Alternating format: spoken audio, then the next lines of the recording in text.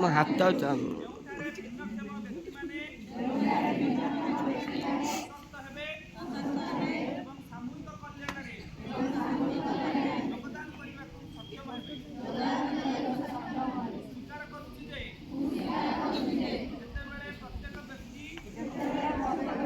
ଦକ୍ଷତା ନିର୍ବିଶେଷରେ ଉନ୍ନତି କରିବାର ସୁଯୋଗ ପାଆନ୍ତି, ସେତେବେଳେ ଆମର ଭବିଷ୍ୟତ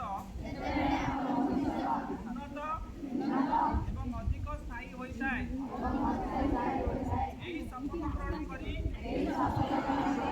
ସମସ୍ତଙ୍କ ପାଇଁ ସମ୍ମାନ, ସମବେଦନା ଏବଂ ସମାନତା ବଜାୟ ରଖୁଥିବା ଏକ ସମାଜ ସୃଷ୍ଟି କରିବାରେ ମୋର ଭୂମିକାକୁ ସ୍ୱୀକାର କରୁଛି। ମୁଁ ମୋର କାର୍ଯ୍ୟରେ ଏହି ମୂଲ୍ୟବୋଧକୁ ବଜାୟ ରଖିବାକୁ ପ୍ରତିଶ୍ରୁତିବଦ୍ଧ।